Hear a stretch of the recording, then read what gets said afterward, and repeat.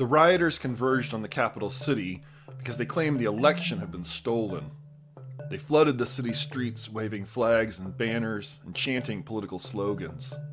They stormed the halls of Congress, violently clashing with police. They claimed that it was God's will for the election to go the other way, and all of this was based on lies told by the president and his advisors.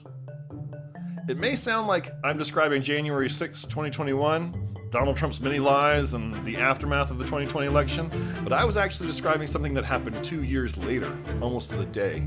On January 8th, 2023, Brazilian supporters of President Jair Bolsonaro stormed government buildings in Brasilia, Brazil's capital city, to protest an election not going Bolsonaro's way. These parallels are more than coincidental.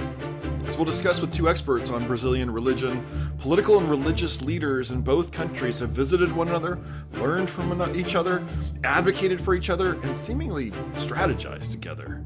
But here's where things diverge. In Brazil, former President Bolsonaro has not, so far, been able to reclaim power. In the US, of course, President Trump has. In fact, on September 11, 2025, Jair Bolsonaro was convicted by a panel of members of the Brazilian Supreme Court, and he was sentenced to 27 years in prison. Has Brazil succeeded where the US hasn't in containing an authoritarian president and the Christian nationalist movement that supports him? And if so, how was this achieved? American Unexceptionalism Episode 2, Brazil, Twinsurrections is out now.